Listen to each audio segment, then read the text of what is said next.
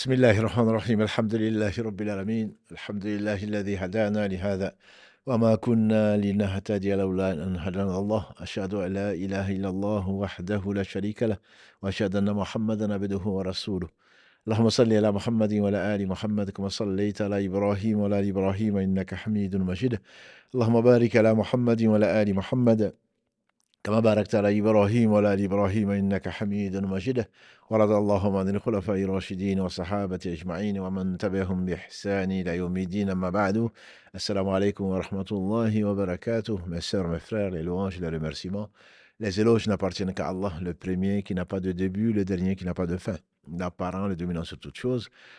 Le subtil, le bien informé, nous le louons, nous revenons vers lui repentant, nous lui demandons protection contre nos péchés et les tendances de l'âme. Celui qui a la guide, nul ne saurait l'égarer. Celui qui est privé de sa guidée, nul ne saurait lui montrer le droit chemin. J'atteste donc qu'il est le seul digne d'adoration et j'atteste de la véracité, de l'exemplarité, de la prophétie de Mohammed ibn Abdillah. Qu'Allah bénisse ce prophète, sa famille, ses compagnons et tous ceux qui les auront suivis dans le droit chemin et nous fasse l'honneur d'en faire partie. Bienvenue donc dans ce jardin du paradis, jardin où on se rappelle la raison de notre existence, la raison d'existence de toutes choses, la miséricorde d'Allah subhanahu wa ta'ala, sa générosité, sa bonté et sa justice. Nous remercions Allah de nous avoir rassemblés autour donc de ce thème et dans ce jardin du paradis, comme le disait le prophète sallallahu alayhi wa sallam, quand vous passez à côté, donc quand vous passez par le jardin du paradis, profitez-en. On dit c'est quoi? Il dit que c'est des assemblées où on se rappelle Allah et qu'Allah nous compte donc parmi cela. N'est-ce pas que ce sont les meilleurs, les œuvres les meilleures, meilleures que dépenser or et argent, meilleures que de se confronter à des ennemis, recherchant la supériorité, ce sont ce que Allah subhanahu wa ta'ala, ce dans quoi il a mis son rappel, le dhikr en général. Et on a vu la semaine dernière que le dhikr, le rappel d'Allah, se mémoriser, se rappeler Allah subhanahu wa ta'ala, qu'on appelle souvent l'évocation, c'est donc la meilleure des œuvres. Et la meilleure évocation est certainement contenue dans le Coran, comme on l'a vu. Allah a mis dans le Coran, et il l'a même appelé dhikr, par excellence, qu'il a conservé, c'est par miséricorde qu'il a fait descendre donc ce Coran sur le meilleur des hommes, Mohammed, qu'Allah le bénisse ainsi que sa famille.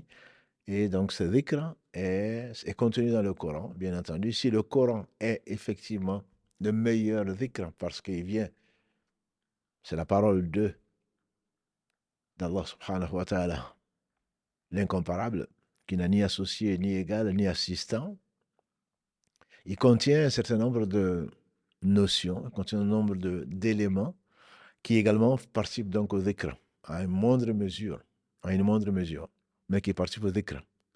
En effet, il a été rapporté dans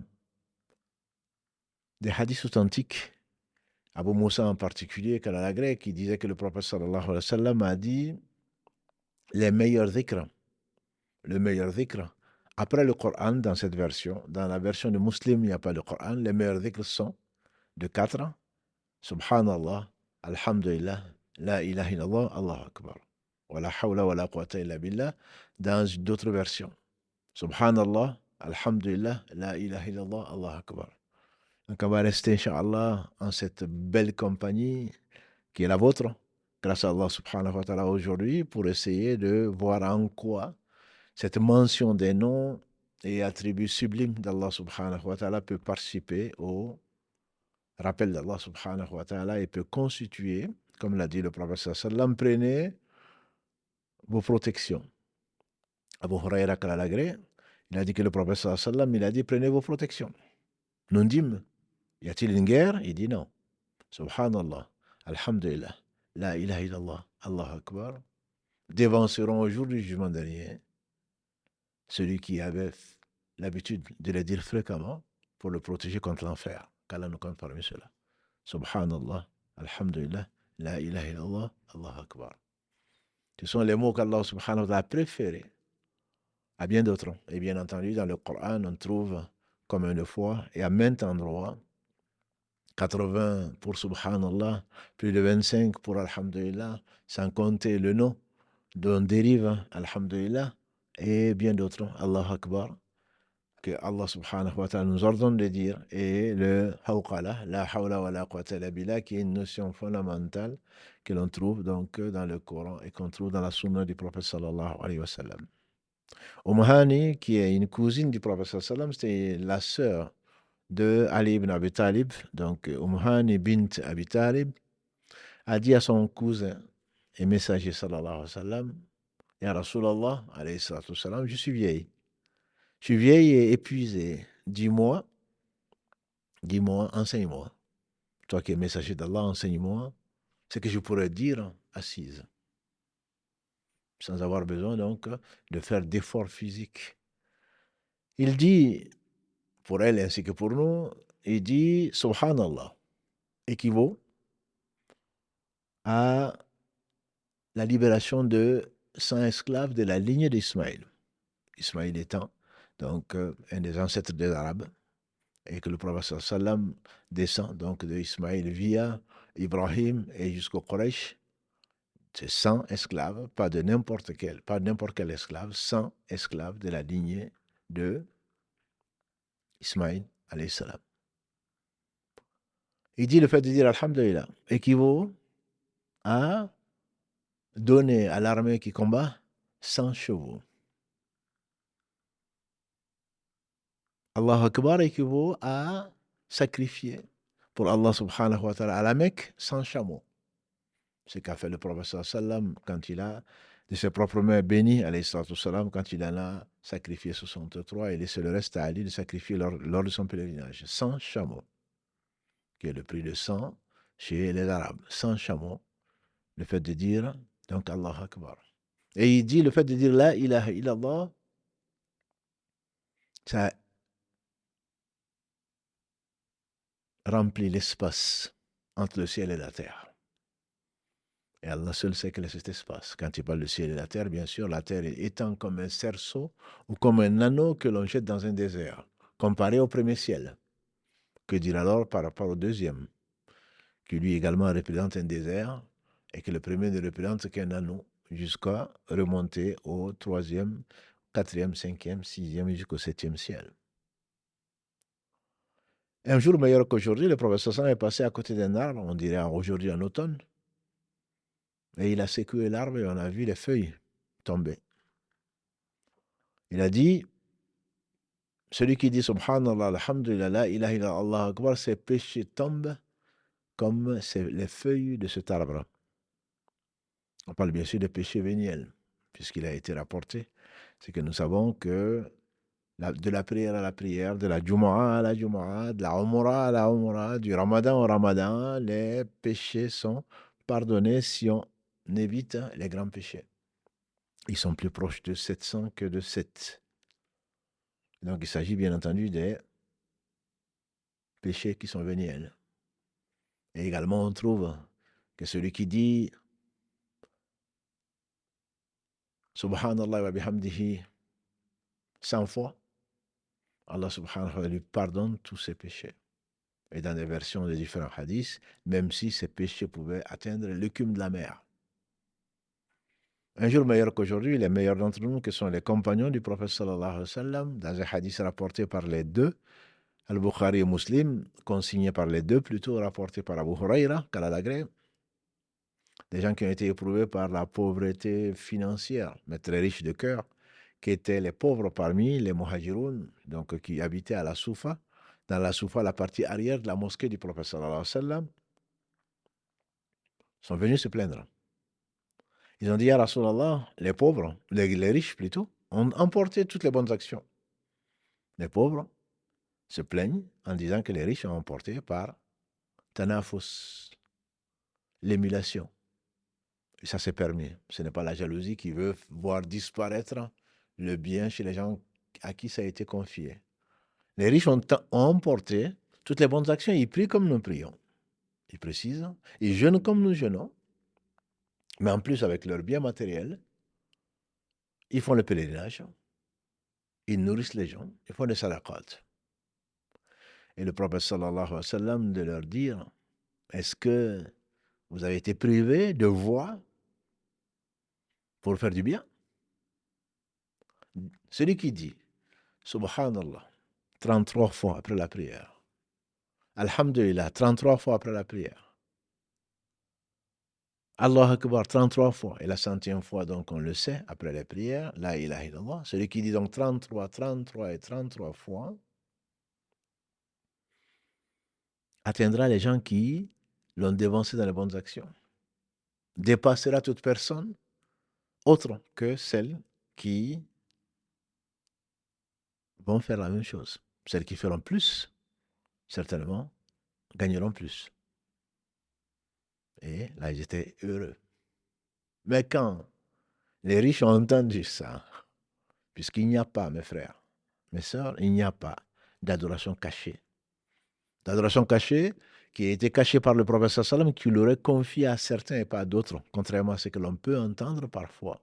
Il n'y a pas d'adoration cachée. On aurait tenu ça d'un maître que lui aussi aurait tenu d'un autre, jusqu'à un compagnon du prophète sallam à qui Mohammed sallallahu alayhi wa sallam aurait confié une chose qu'il n'aurait pas confiée à d'autres. Ayyuha ar-rasul balligh ma unzila ilayk. Allah dit à son messager, il lui ordonne, fais parvenir, transmets ce qui t'a été révélé. Si tu ne le fais pas, alors très certainement, tu devrais t'attendre à la colère d'Allah subhanahu wa ta'ala. Si tu ne transmets pas quoi que ce soit, alors tu n'as pas fini de transmettre. C'est pour cela qu'un jour meilleur qu'aujourd'hui, le jour de Arafat, 9e jour de Dhul Hijjah de la 9e année de l'Hégire, quand il a fait son discours à Arafat, il a dit, on va vous interroger à la fin de son discours sur le mont Rahma, qui est à Arafat. Il a dit, Allah, un jour viendra, au jour du jugement dernier, on va vous interroger sur moi. Qu'est-ce que vous direz? Qu'est-ce que vous direz sur moi? Ils ont dit, on dira que tu as fait parvenir ton message, que tu as fait parvenir ce qui t'a été al-amana, ce qui t'a été confié, tu l'as fait parvenir. Ballagha risala, wa adda al-amana, wa nasaha al-umma, que tu as conseillé la communauté comme il se doit. Il a levé ainsi son index vers le ciel, il a dit, Allahu fashhad, oh Allah, témoigne que j'ai fait parvenir mon message. Il a fait effectivement parvenir son message. Il n'a pas fini de dire ça. Devant ses 140 000 environ compagnons qui étaient là, à Arafat ce jour-là, dans cette plaine, que l'ange Gabriel est venu lui révéler le 3e verset de la sourate 5 qui vient nous annoncer la bonne nouvelle que Allah subhanahu wa ta'ala a parfait ses bienfaits sur cette communauté et nous a agréé l'islam comme religion. La preuve que le prophète sallam a apporté et sa mission est terminée. Et il a su, comme avant d'ailleurs, dans son discours, il a dit au peuple, écoutez-moi bien, il se peut que ce soit la dernière fois qu'on se rencontre. En effet, ça a été son dernier pèlerinage. Et quelques mois après, Allah subhanahu wa ta'ala lui a donné le choix entre rester avec nous ou alors le rejoindre. Il a préféré rejoindre le compagnon le plus élevé. Et ça a été ces derniers mois quand l'ange de la mort lui a pris l'âme. Et Allah est le seul vivant qui ne meurt pas. Donc, les riches, ils ont entendu ce que le prophète sallam a dit. Et ce n'est pas parce qu'on est riche, quand on est riche de cœur, certainement on s'intéresse à ce qui fera son bonheur dans la vie d'ici-bas et dans l'au-delà. C'est la raison pour laquelle Omar bin Khattab Kalalagré, il dit, j'avais un frère dans l'islam, qui lui avait été accordé ou qui lui a été désigné par le prophète sallam. Il dit, un jour je travaillais et lui restait à la mosquée écouter ce qui s'était passé dans la journée. Et quand je revenais du travail, il me racontait. Et le lendemain, c'était moi qui restais à côté du prophète sallallahu alayhi wa sallam, et lui allait travailler en salle. Et quand il revenait, je lui racontais ceci. Je lui racontais ce qui s'était passé. Les riches ont été éprouvés dans ce moment par la richesse. Mais pour qu'ils rentrent au paradis, comme l'a dit le prophète sallallahu alayhi wa sallam, il ne faudrait pas qu'ils arrêtent de faire ce geste, donner à droite, donner à gauche, donner devant, donner derrière. Mais rarement sont les gens qui le font. On fait dire à Jésus, que Dieu le bénisse, il est plus difficile à un riche de rentrer au paradis qu'à un chameau de traverser le chat ou le trou d'une aiguille. Mais les riches qu'Allah a favorisés, parmi lesquels nous attestons que Abdurrahman ibn Auf, qui était pourtant très pauvre en arrivant, et qui a fini par la baraka d'Allah subhanahu wa ta'ala être l'un des plus riches de Médine, Othman ibn Affan en fait partie, et quelques-uns. Et pourtant, tous les deux font partie des gens, des 10 Mubashirin bil Jannah, les 10 à qui Allah subhanahu wa ta'ala a révélé à son prophète sallam qu'ils allaient rentrer au paradis. Abu Bakr au paradis, Omar au paradis, Othman au paradis, Ali au paradis, et il a cité donc Othman au paradis, Abdurrahman ibn Auf également en faisait partie, mais ils sont rares. Donc c'est riche, ce n'est pas parce que tu es riche, mon frère, que cela va te rapprocher d'Allah. Si tu ne t'abstiens, si tu t'abstiens de dépenser, d'apprendre ta religion, ce monde et ce qu'il contient ne représente pas chez Dieu, pas plus que le poids de l'aile des moustiques. Ta richesse, qu'est-ce qu'elle représente? Pas grand-chose. Allah dit, subhanahu wa ta'ala, dans les fameux hadiths que nous connaissons, rapportés par Abu Dhar, et consigné dans l'authentique de l'imam Muslim, qu'Allah leur fasse tous miséricorde. Allah dit entre autres, mes serviteurs, si du premier au dernier, djinns et humains, vous vous mettez sur un coin de la terre et que chacun d'entre vous demande ce qu'il demande, ses besoins, et que Allah donne à chacun ce qu'il demande, cela n'amoindrirait rien à ce qu'il possède. Pas plus que l'aiguille trempée dans la mer, le volume d'eau que cela peut diminuer. Et Allah dit en effet dans la sourate 35, Fatir, verset 15, Ya ayyuhan nasu antumul fuqara ila Allah. Wallahu huwal ghaniyyul hamid. Oh vous, les gens, tous réunis, vous êtes en réalité des indigènes. Vous êtes des indigents plutôt. Vous êtes des pauvres vis-à-vis d'Allah. Allah, il est vraiment le seul riche, le digne de louange.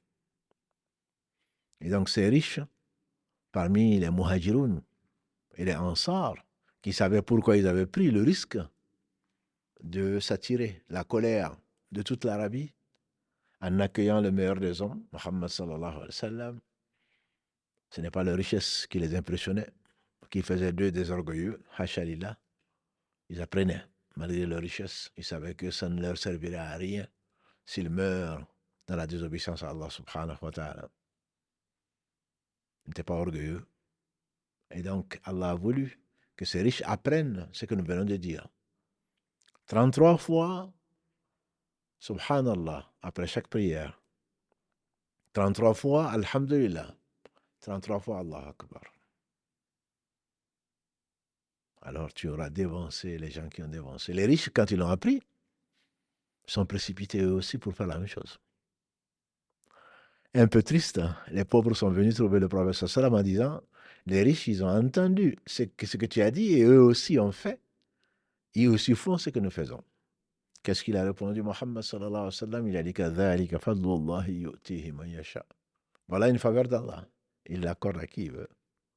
Donc si, en plus de dépenser matin, midi et soir pour la bonne cause, tu ne négliges pas de te rappeler Allah subhanahu wa ta'ala, de le mentionner, comme c'est le sujet de notre épisode d'aujourd'hui, de le mentionner par ses noms et par ses attributs que lui seul, dont lui seul sait le nombre, alors très certainement, ta richesse te servira à quelque chose.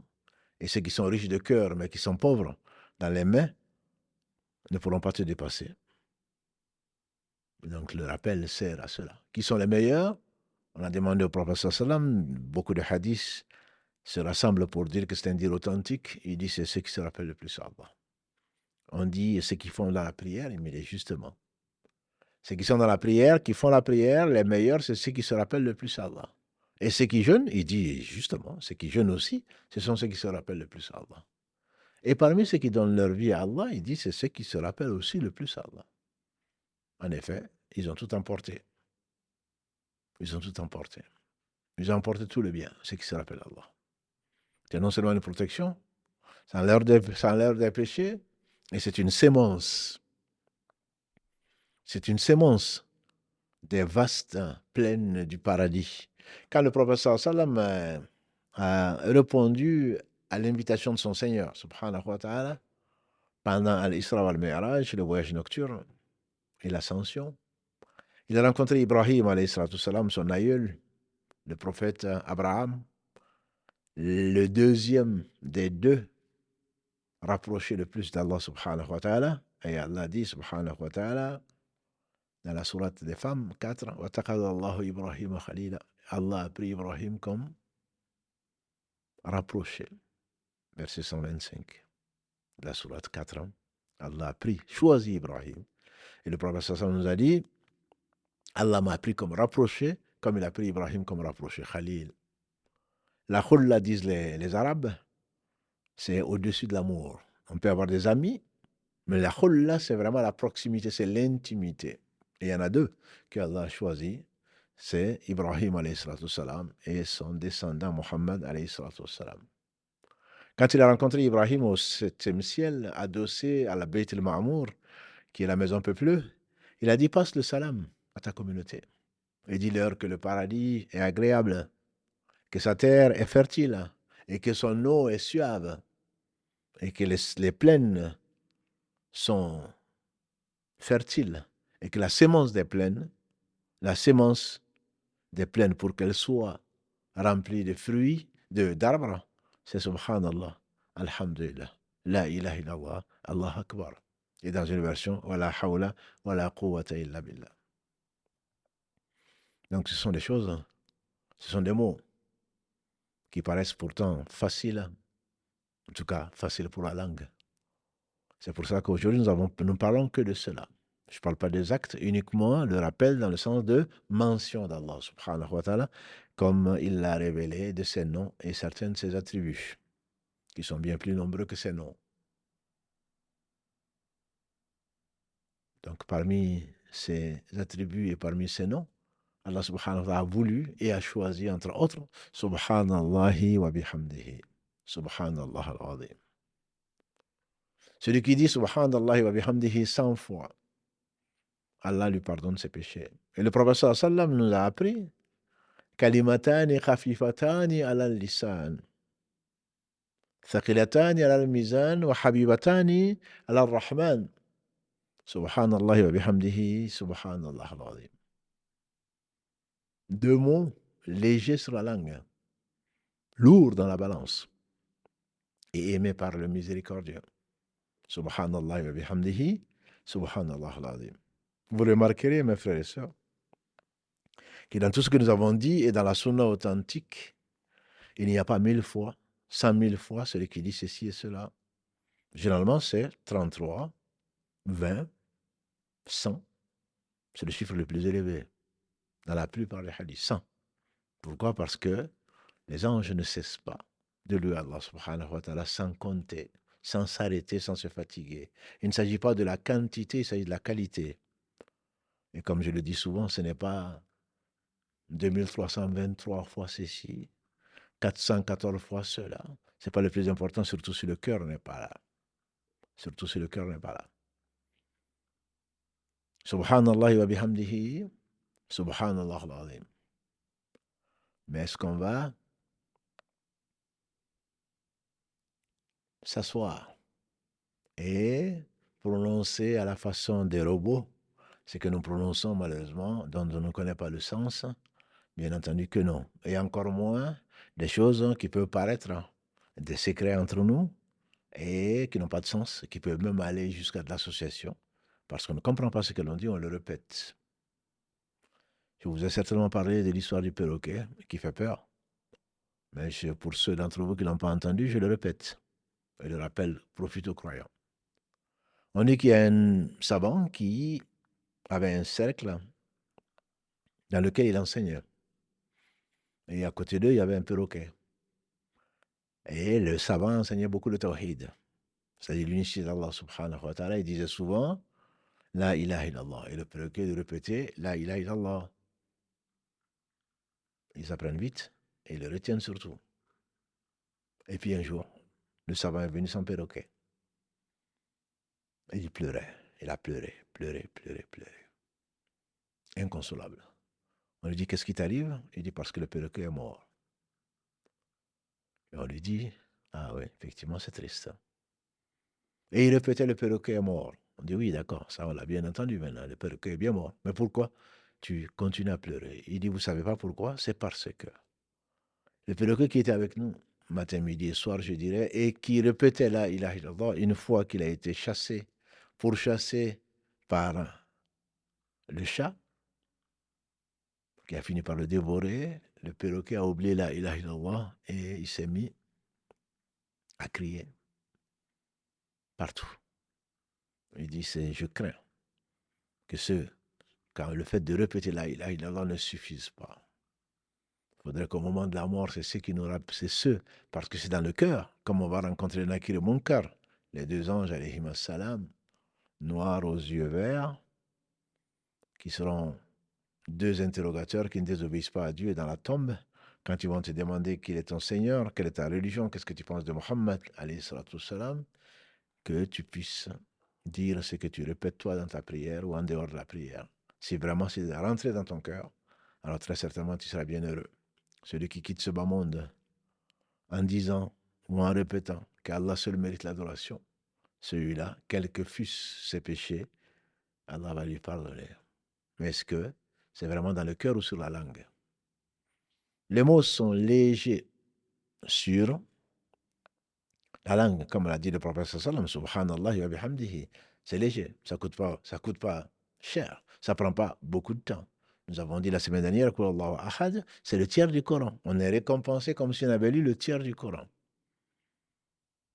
Et donc on peut avoir la récompense du tout le Coran en l'espace d'une minute, 2 minutes peut-être. Mais Satan nous fait oublier cela. Comme le Subhanallah, Alhamdulillah, Allah Akbar, 33 fois après la prière. Mais nos réflexes, c'est quoi? Après le salam, c'est juste de regarder le téléphone pour savoir qui a envoyé un message si je n'ai pas raté un message. C'est Satan qui nous fait oublier ceci. Parce qu'il n'aime pas le bien. Parce qu'il a été condamné à juste titre à l'enfer et il a juré d'amener la quasi-totalité de l'humanité en enfer avec lui. Donc le perroquet répète, comme beaucoup d'entre nous. Beaucoup d'entre nous se croient pieux en se réveillant le matin, en se réveillant avant l'aube, et en récitant 1000 fois parfois, disent-ils, en tout cas plusieurs fois. Subhanallah, alhamdulillah, la ilaha illallah. Sans en comprendre le sens et surtout sans être attentif. On a parlé donc dans cet épisode de mention. La mention, bien sûr, c'est la langue, mais ça doit descendre dans le cœur. C'est bien ça, le sens même du dhikr. C'est la mention par la langue, c'est l'arrosage, je dirais, du cœur pour le vivifier. C'est le titre de la série, la vivification du cœur. Telle une montgolfière qui te maintient au-dessus du lot, malgré les vicissitudes de cette vie, malgré la tristesse, malgré les difficultés, tu es au-dessus parce que tu te rappelles pourquoi tu as été créé, parce que tu te rappelles que Allah, il y a de force, il y a d'état, il y a de changement d'état, il y a de puissance que par lui, subhanahu wa ta'ala, et qu'avec la difficulté, il y a la facilité. Te voilà consolé, et que cette vie ne représente pas grand-chose. Tout ceci, pourquoi? Parce que tu te rappelles Allah, tu crois en lui, tu crois à sa promesse, et très certainement, tu ne seras pas déçu. Donc, ces mots, qui sont les 4 en particulier, on rajoute parfois les hawqala, la hawla wa la quwwata illa billah, sont ceux qu'Allah a aimés, sont ceux que le prophète sallam nous a enseignés. On peut le répéter 100 fois, plus si on veut, mais sans s'astreindre à le répéter le maximum possible, surtout sans y accorder ce qu'il faut lui accorder comme valeur pour que ça irrigue le cœur. Le cœur qui se rappelle Allah, l'homme croyant qui se rappelle Allah, ou l'homme qui se rappelle Allah, et comme comparé à l'homme qui se rappelle pas Allah, c'est comme, donc, il a comparé, sallallahu alayhi wa sallam, d'après le hadith d'Abu Musa al-Ash'ari, quand il a agréé, il a comparé ceci comme le vivant et le mort. Et donc, ce n'est pas seulement le fait de répéter des mots, c'est surtout le fait d'y croire. Le fait de le comprendre, c'est le fait de le vivre, pour que le cœur vive. Et donc, c'est pour cela que nous allons, Inch'Allah, essayer d'expliquer un tout petit peu le sens, bien que cela puisse demander, on renverra, Inch'Allah, à la référence qu'on vous a citée et bien d'autres qui expliquent bien plus en large, bien plus développé, bien plus de détails dans ses noms et dans ses attributs que Allah subhanahu wa ta'ala a aimé et il se passe de tout. Subhanallah, alhamdulillah, la ilaha illallah, Allahu akbar. On va rajouter la hawla wa la quwwata illa billah. Subhanallah, on le dit souvent dans le sujoud, souvent dans le recours, dans la génuflexion, dans la prosternation. Pourquoi? Sabaha, donc il vient de la même racine. Subhanallah, c'est la racine de sabaha. En arabe, en langue arabe, sabaha, c'est quelqu'un qui entreprend, à l'origine, quelqu'un qui entreprend un long voyage. Quelque chose qui est éloigné de sa patrie. Mot à mot, c'est quelque chose qui est éloigné de sa patrie. Et Yasbihoun, comme on le trouve dans le verset 40 de la sourate Yasin, la sourate 36. Kullun fi falaki yasbahoun. Quand Allah dit que le soleil et la lune sont tous dans leur orbite, éloignés, c'est-à-dire en train de faire. Donc, ce qu'Allah leur a ordonné et ils sont obéissants, ils sont loin, ils sont éloignés, donc on parle d'orbite. Ou dans le verset 3 de la sourate 79, Nazi'at, oui. Allah subhanahu wa ta'ala parle de, donc, sabha. Donc, c'est éloigné, éloigné de ça, de sa patrie. Alors, quand on dit subhanallah, c'est pour dire qu'il est inimaginable que notre Seigneur subhanahu wa ta'ala ait des associés. Inimaginable. Qu'Allah subhanahu wa ta'ala ait pris un enfant. Inimaginable. Qu'Allah subhanahu wa ta'ala ait besoin de quoi que ce soit. Il est le Ghani, celui qui se passe de tout. Inimaginable. Qu'Allah subhanahu wa ta'ala ait besoin de quoi que ce soit. Tout a besoin de lui. Donc c'est pour cela que le sabbaha, on le retrouve souvent en tant qu'ordre.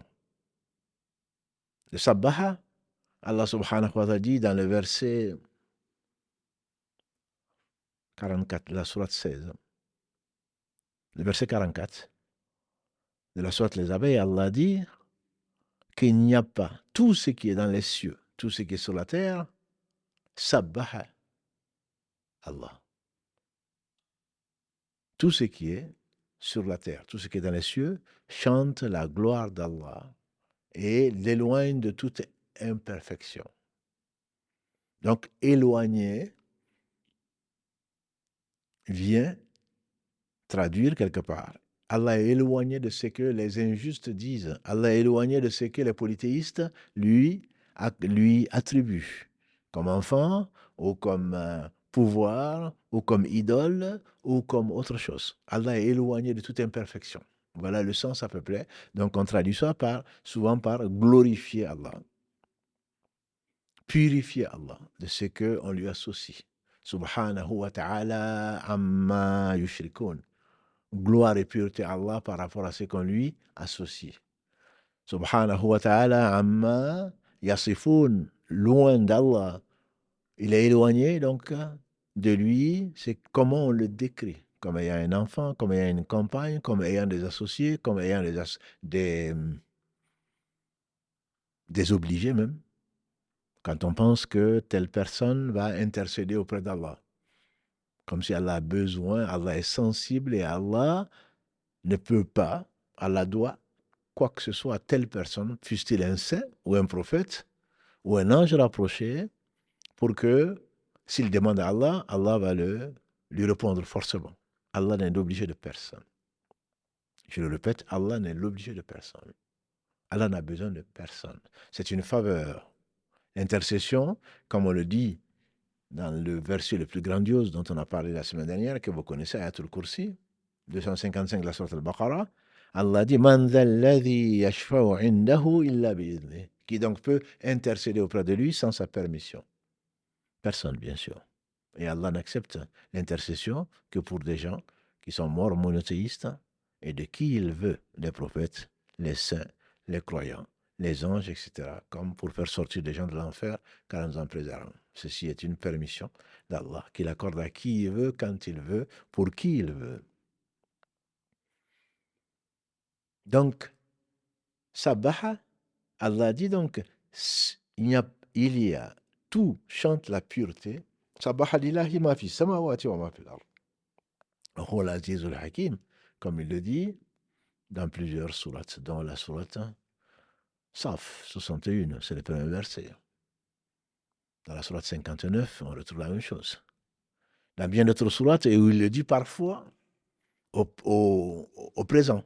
Yusabbihu lillahi, chante la louange d'Allah subhanahu wa ta'ala, tout ce qui est dans les cieux, tout ce qui est dans la terre, et sur la terre, comme dans la sourate 62, le vendredi.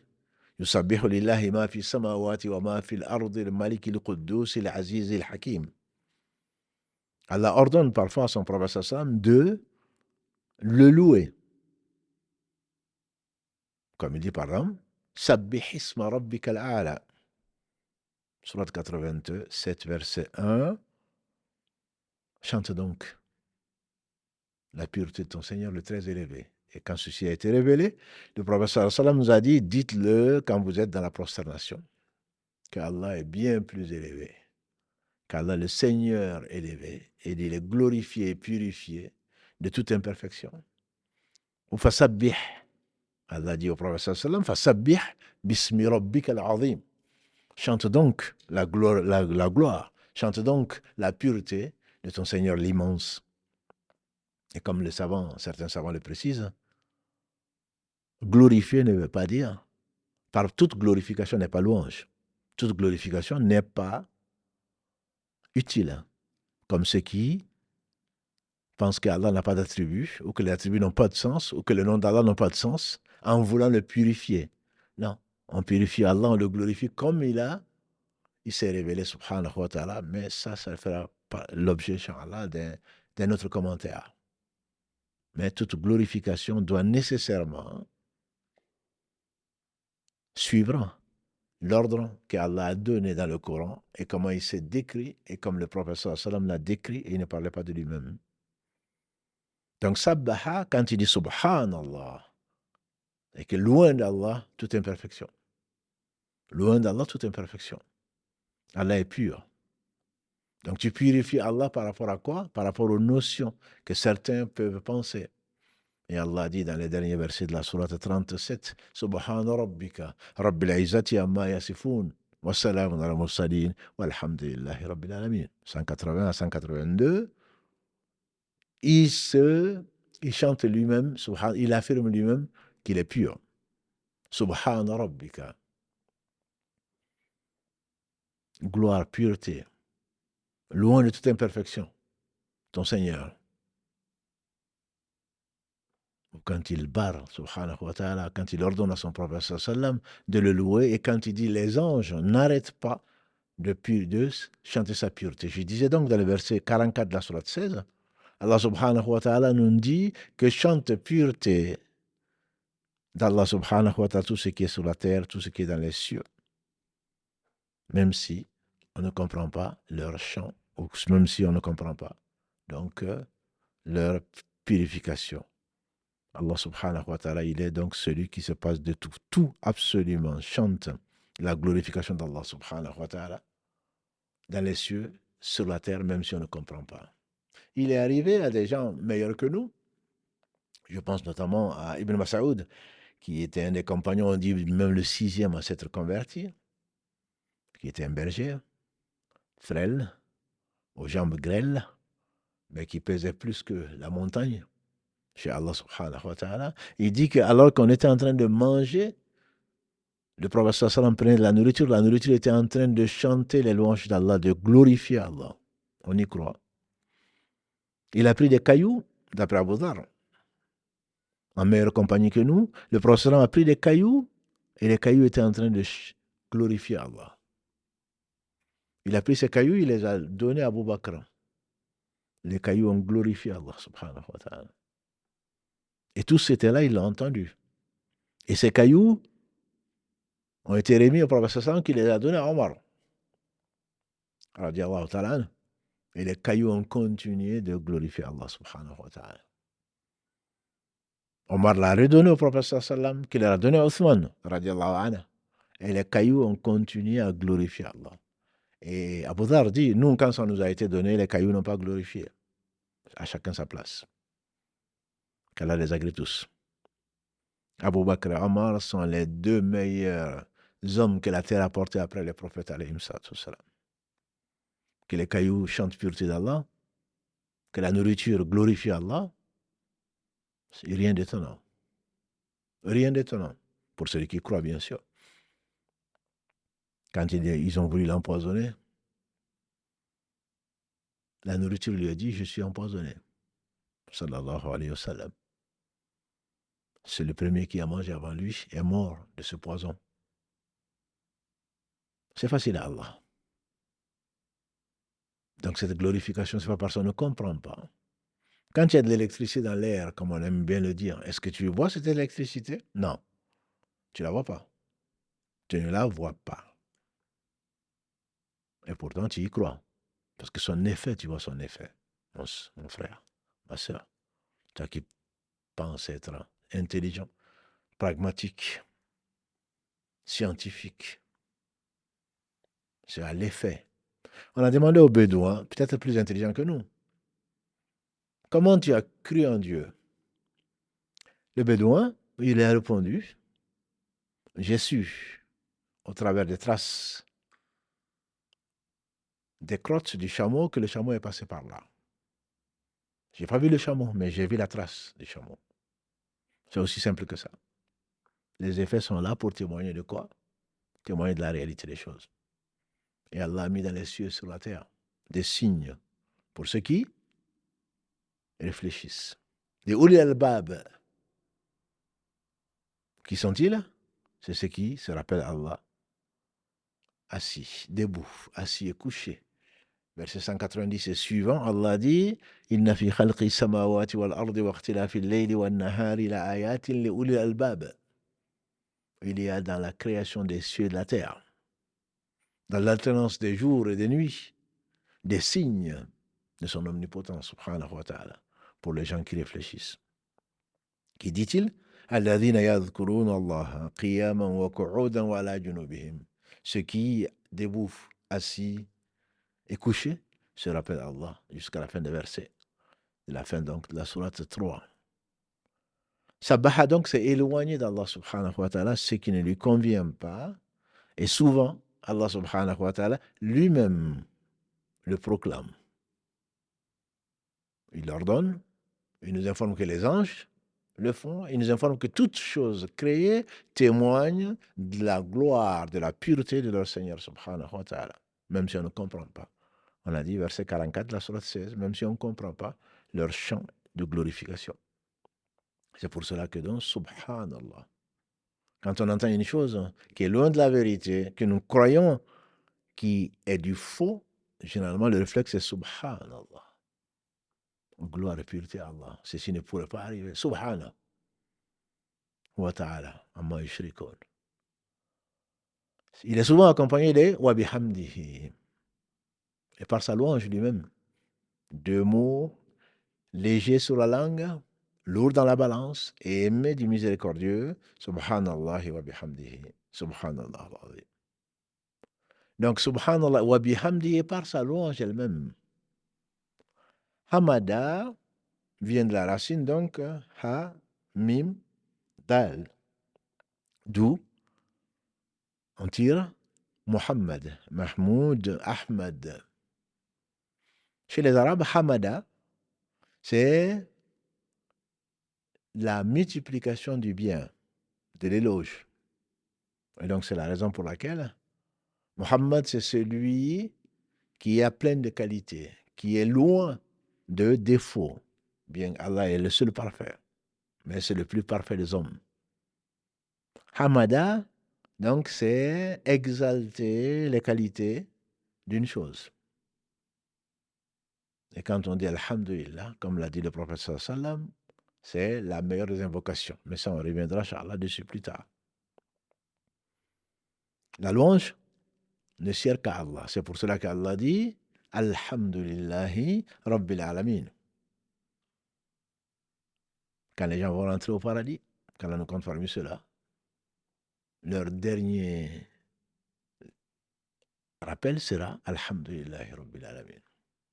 Allah, celui lui-même, notamment dans le premier verset de la sourate 6, quand il parle de la création. Alhamdulillahi alladhi khalaqa as-samawati wal arda wa ja'ala adh-dhulumati wan nur.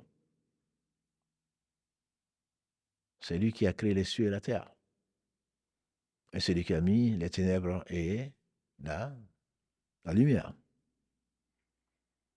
Quand il dit Alhamdulillahi alladhi anzala ala abdihi al-kitaba wa lam yaj'al lahu 'iwaja, verset 1 de la sourate 16, de la sourate 18, Al-Kahf, que nous lisons tous les dimanches, tous les vendredis. Alhamdulillahi alladhi anzala ala abdihi al-kitaba wa lam yaj'al lahu 'iwaja. Les louanges et les remerciements ne sirent qu'à celui qui a envoyé, qu'à Allah qui a envoyé sur son serviteur le livre, qui a fait descendre sur son serviteur le livre, dans lequel il n'y a pas de tortuosité. Alhamdulillahi Rabbil Alamin. Premier verset de la sourate Al-Fatiha.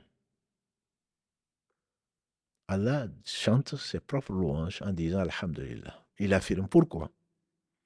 Parce qu'Allah subhanahu wa ta'ala est celui qui est le parfait. Il n'a que des qualités, si on peut l'appeler ainsi. Il n'y a pas de défaut. On traduit souvent par Alhamdulillah. Allah n'a que des qualités. Non. Alhamdou, c'est toutes les louanges appartiennent à Allah. Pour deux raisons, disent les savants. Et le hamdou, c'est différent de le madh. On fait les éloges de quelqu'un qui ne le mérite pas. Le madh, c'est faire les éloges, un griot, pour de l'argent ou pour autre chose, va dire, oh, que tu es ceci ou que tu es cela. À supposer même que ce soit vrai, les éloges sont faites pour des choses dont tu n'es pas responsable.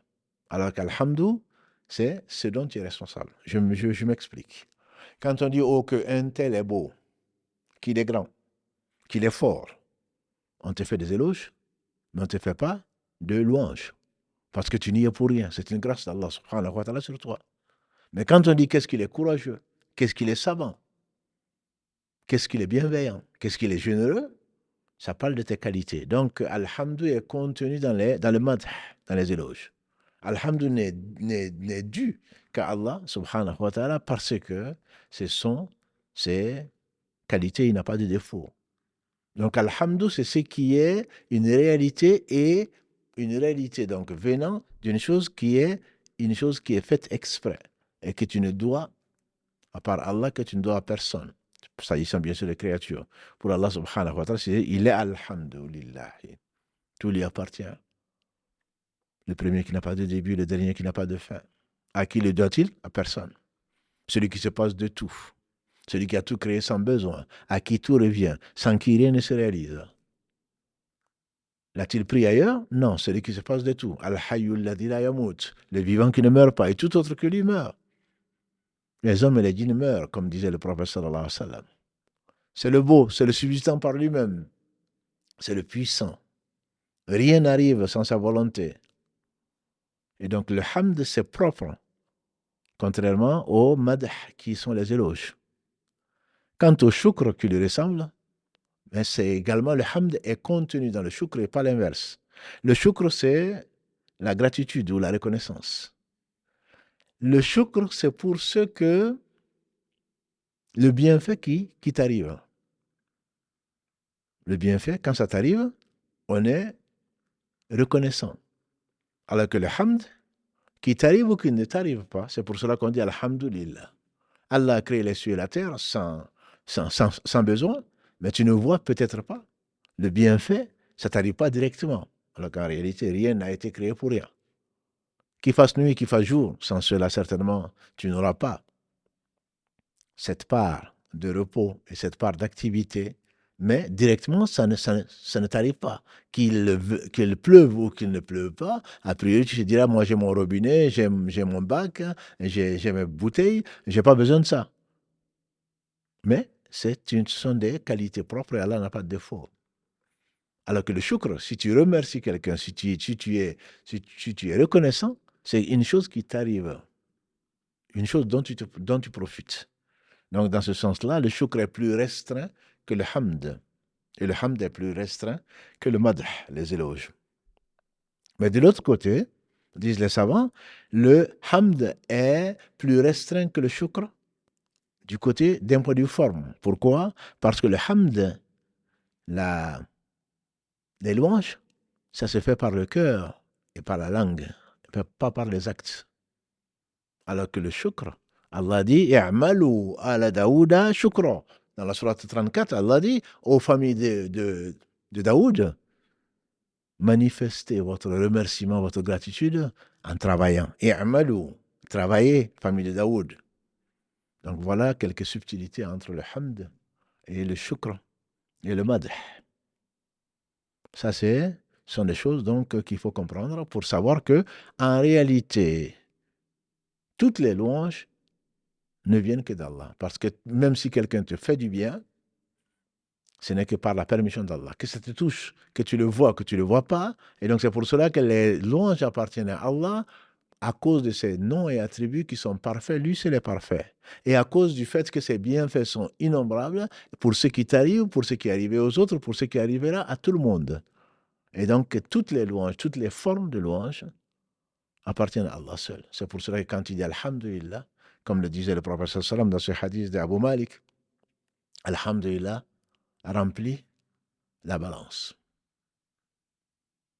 At-Tahur, Shatra al-Iman. Dans ce hadith rapporté par l'imam muslim, la pureté est la moitié de la foi. Alhamdulillah, Tamla al-Mizan remplit la balance. Quand il dit Alhamdulillah, ça remplit la balance. Et personne n'a prononcé une chose,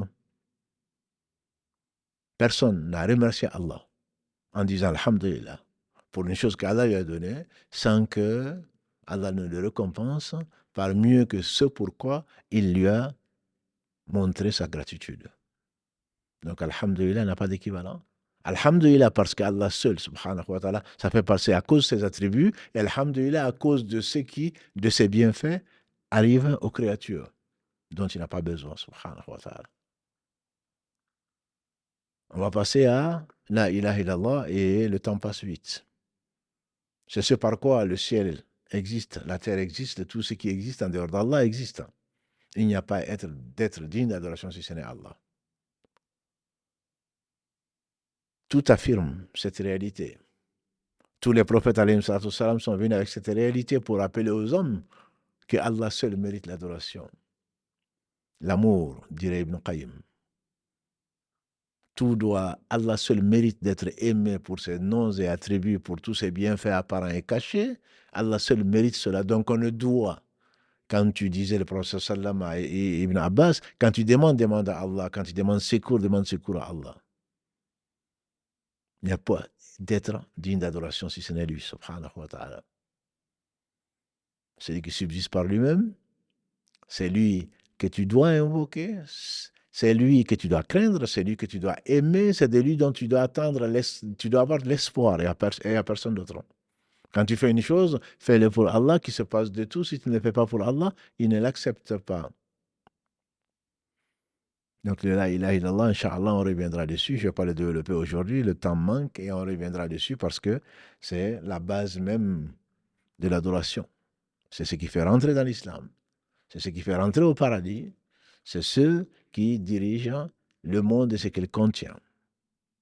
Allahu Akbar. Allahu Akbar est traduit par Allah est plus grand. En réalité, disent les savants, il n'y a rien de plus grand que Allah. Allah est plus grand que tout et il n'y a rien de plus grand que Allah. Ne vois-tu pas que quand le muezzin appelle, c'est ce qu'il dit en réalité par jour? Combien de fois il le dit? Dans ta prière, il n'y a pas de prière, selon l'imam Malik, selon l'imam Shafi'i, selon Ahmad, selon même Abu Yusuf de l'école Abu Hanifa. C'est le sang Allahu Akbar, et la prière n'est pas valable. C'est le pilier takbir al-ihram. Le premier takbir, le fait de dire Allahu Akbar, quand tu rajoutes, tu as 22 fois Allahu Akbar dans une prière de 4 rakats, 11 fois dans une prière de 2 rakats. Si tu rajoutes les 33 fois dont on a parlé après la prière, quand les pauvres ont eu ce cadeau-là, et dont les riches ont profité, dans les rawatib, Dans les 12 rakats que tu fais en dehors des prières obligatoires, tu vas jusqu'à 342 fois par jour de dire Allah Akbar. C'est-à-dire que dans tout mouvement, dans toute circonstance, Allah est bien plus grand que tout. Toute chose, aussi grande puisse-t-elle paraître par rapport à la grandeur d'Allah, est toute petite, est epsilon, est négligeable, parce qu'elle n'existe que par Allah. Allah est bien plus grand que ce que l'on peut imaginer. Donc la meilleure traduction que j'ai entendue, c'est Allah est plus grand que tout et rien n'est plus grand que Allah. La tristesse ne peut pas se transformer en joie. La pauvreté en richesse. La faiblesse en force. Si ce n'est pas Allah subhanahu wa ta'ala. D'où la cinquième notion qui est la hawla wa la quwwata illa billah. La soumission totale. La soumission totale.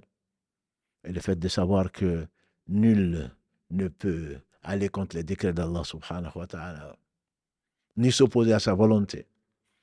La hawla wa la quwwata illa billah, ce qui veut dire il n'y a pas d'état, changement d'état. Wa la quwwata, il n'y a pas de force. Illa billah que par Allah. Tout ce qui existe, c'est parce que Allah l'a voulu et Allah l'a décrété, Allah l'a réalisé. Allah dit dans la bouche d'Ibrahim alayhi salatu salam, dans le verset 96 de la sourate 37, Wallahu khalaqakum wa ma ta'malun. C'est Allah qui vous a créé ainsi que ce que vous faites. Donc la hawla wa la quwwata illa billah n'est pas un signe d'impuissance, sinon d'affirmer que par Allah, grâce à Allah, j'arriverai à une chose. Souvent, nous, c'est quand on est énervé qu'on dit la hawla wa la quwwata illa billah. Non. Le vrai sens, c'est qu'il n'y a pas d'état. Changement d'état, état quel qu'il soit, ni de force, je n'arrive à quoi que ce soit si ce n'est pas Allah. Voilà une explication brève de ces mots que l'on doit étudier souvent, venant du cœur. Et quand on sait qu'Alhamdulillah remplit la balance, Alhamdulillah, Subhanallah, Alhamdulillah, ou Subhanallah, et Alhamdulillah remplit l'espace entre le ciel et la terre, on aura compris que c'est les mentions, ou la mention plutôt de ces noms, et Allah seul en sait le nombre, et de ces attributs dont on a parlé, de perfection, de toute puissance, de magnificence, de générosité, de miséricorde, tout ceci remplit le cœur de lumière et conduit à la confiance à Allah subhanahu wa ta'ala, le degré le plus élevé de la foi. Allah bi dhikrillahi tatma'in al-qulub. Allah dit donc dans le verset 28, la sourate 13, n'est-ce pas que c'est par le rappel d'Allah que le cœur s'apaise. Le cœur s'apaise par le rappel d'Allah. Le dire 100 fois, comme on a dit, c'est quelque chose de conseillé. Si on peut le dire matin et soir, également. Mais ça, c'est une des façons de mentionner Allah subhanahu wa ta'ala. Une autre façon de mentionner Allah subhanahu wa ta'ala, c'est, disent les savants, le fait de décrire Allah subhanahu wa ta'ala. Dire que Allah, justement, c'est ce que nous sommes en train de faire, nous mentionnons Allah subhanahu wa ta'ala. Allah dit, Jalla wa ala, dans le hadith rapporté par Abu Huraira, qu'Allah l'agrée, ainsi que tous les compagnons du prophète sallallahu alayhi wa sallam, consigné dans l'authentique des musulmans, je divise la prière entre mon serviteur et moi. On en a parlé la semaine dernière. Mon serviteur aura ce qu'il désire. Quand mon serviteur dit Alhamdulillahi Rabbil Alamin, Allah dit, mon serviteur m'a louangé. On a bien de voir le sens. Quand le serviteur dit Ar-Rahman Rahim, Allah dit, il a fait mon éloge. Et quand il dit Maliki Yawmiddin, Allah dit, m'a glorifié. Donc le fait de parler d'Allah comme nous sommes en train de le faire, ceci, par la langue et par le cœur, également est une façon de mentionner Allah, de mentionner ses attributs nobles et ses noms sublimes. Ceci également fait partie de la mention, sans forcément dire Subhanallah, Alhamdulillah, la ilaha illallah, Allahu Akbar. Parler d'Allah subhanahu wa ta'ala, de sa sagesse, de sa justice, de sa bienveillance, de sa bonté, de sa miséricorde, de son omnipotence, de son omniscience, fait également partie puisque c'est la langue, donc on mentionne les attributs d'Allah subhanahu et ses noms, sans pour autant dire subhanallah, alhamdulillah, la ilaha illallah, Allah akbar, ça fait également partie. Il y a d'autres aspects, donc le temps manque, dont je ne parlerai pas. Je me contenterai juste de rappeler ce que Muhammad sallallahu alayhi wa sallam, que nous devons aimer plus que toute créature, nous a laissé comme héritage. Un jour meilleur qu'aujourd'hui, il est sorti de chez lui pour aller faire la prière et il n'est revenu que bien plus tard. Il a trouvé sa femme, Juwayriya, assise, en train de faire le rappel, assise à la même place, comme beaucoup de nos mères le font souvent, reconnaître les bienfaits d'Allah sur soi. Il a dit, qu'est-ce que tu fais là? À peu près. Il dit, depuis que tu es parti, je suis resté là, en train de louer Allah. Il dit, est-ce que tu ne veux pas que je te dise une chose que j'ai faite quand j'ai quitté? 3 fois j'ai prononcé 4 mots, c'est mieux que tout ce que tu as fait. Et donc, vous le connaissez certainement, subhanallah. J'ai dit, subhanallahi wa bihamdihi, adada khalqihi, wa rida nafsihi, wa zinata arshihi, wa midada kalimati. Subhanallahi est par sa louange, wa bihamdihi. Adada khalqihi, autant de ses créatures. Et on sait bien sûr que Allah seul c'est le nombre. Adada khalqihi, wa rida nafsihi, jusqu'à ce qu'il soit satisfait. Wa zinata arshihi, jusqu'à autant que pèse son trône. Et entre le premier ciel et la terre, il y a 500 années de marche. Et le trône est la plus grande créature. Allah n'a pas besoin de trône. Le porteur du trône, a dit le prophète sallallahu alayhi wa sallam, tellement le trône est immense, le porteur du trône, il a vu, Allah lui a montré les porteurs du trône, il y en a 8 parmi les anges.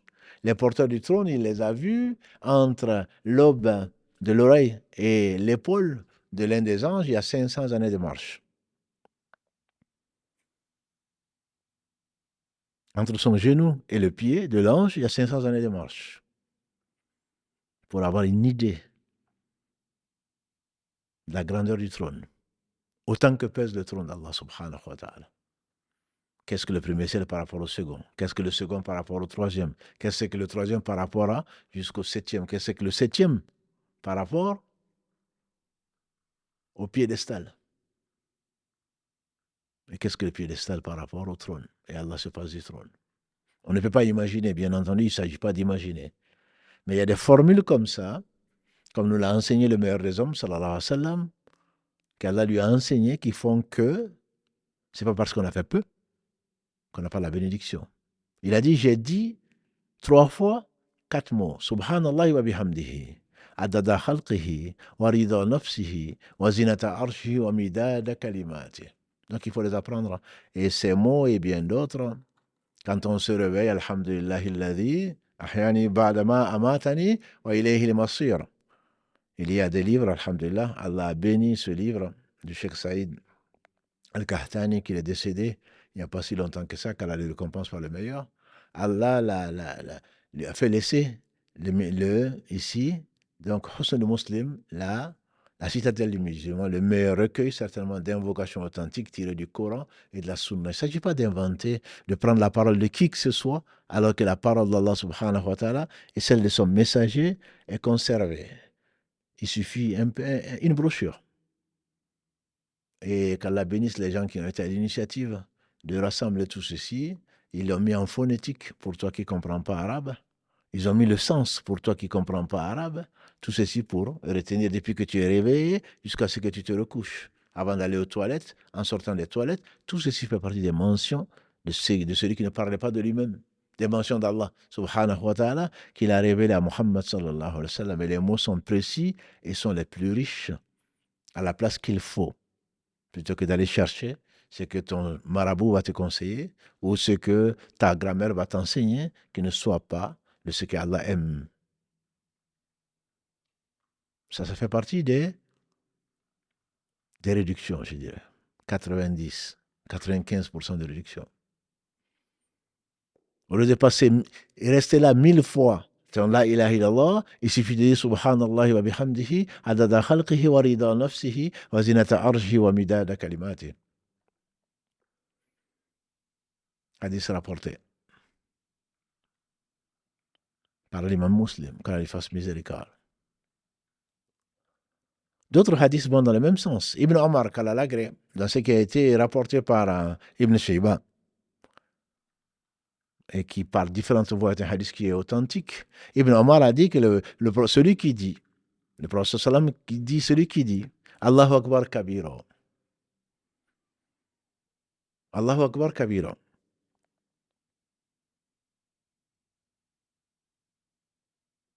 Et qui dit également la ilaha illallah.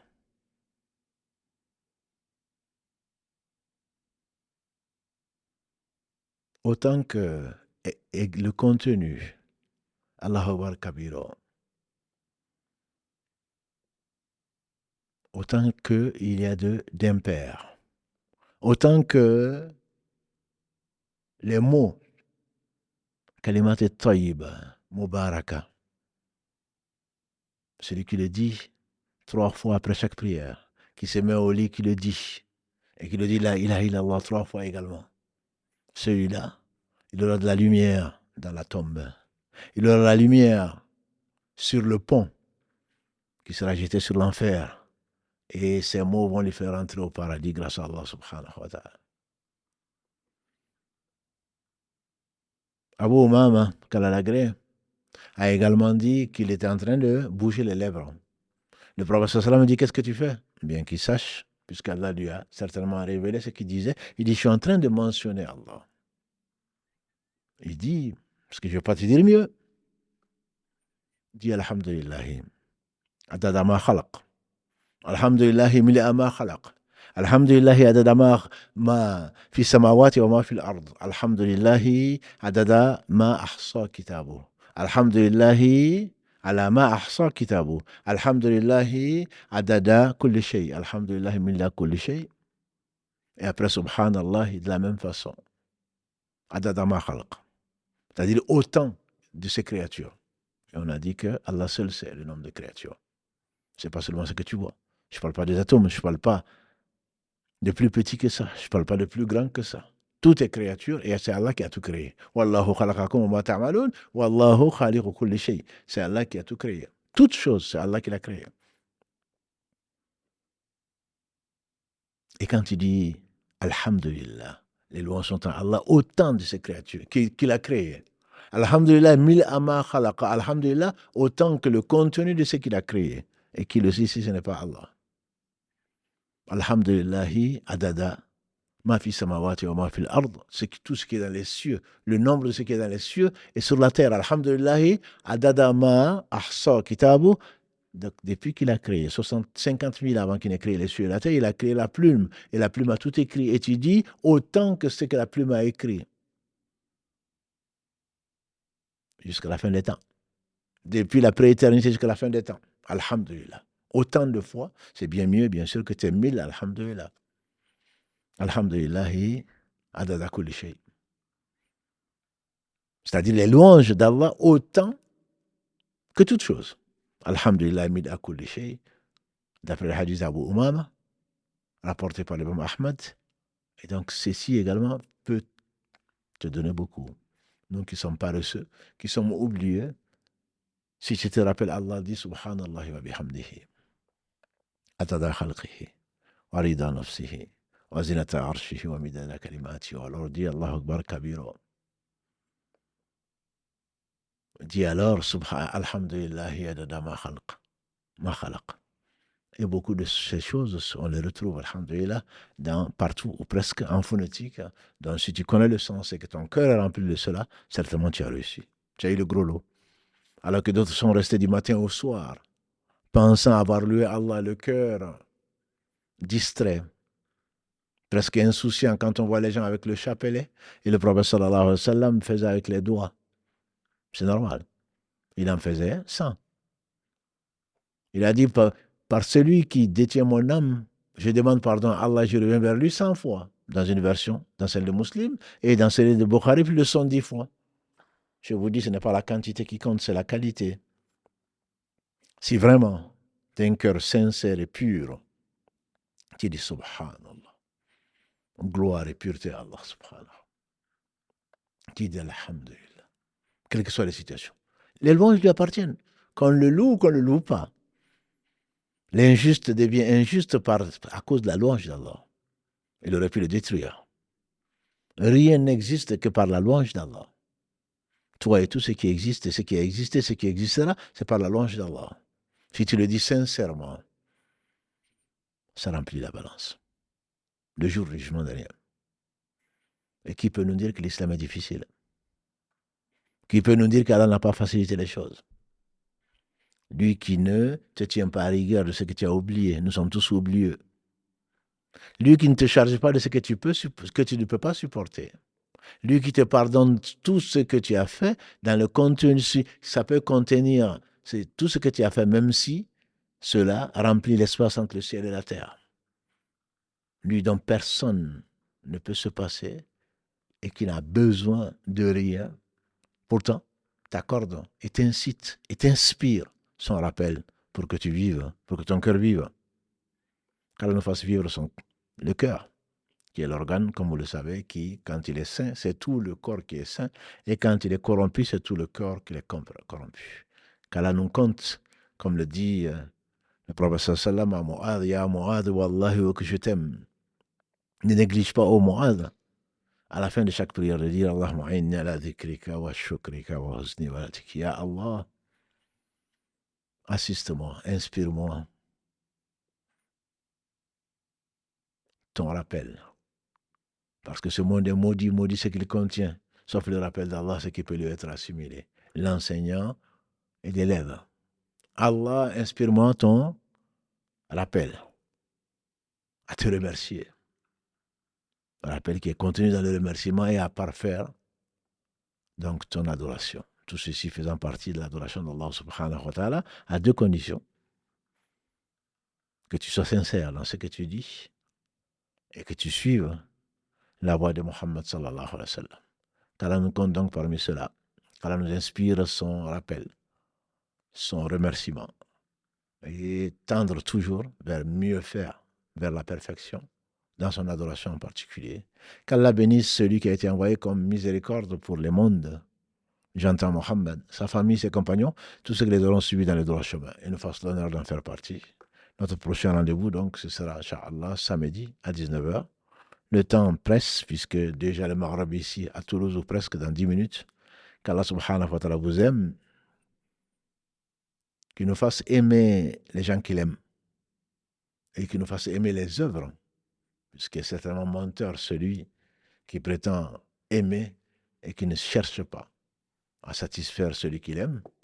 Et donc Allah subhanahu wa ta'ala qui se passe de tout, nous donne cet amour, l'amour des gens qu'il aime et l'amour des œuvres qui conduisent à son amour, lui qui n'a besoin de rien.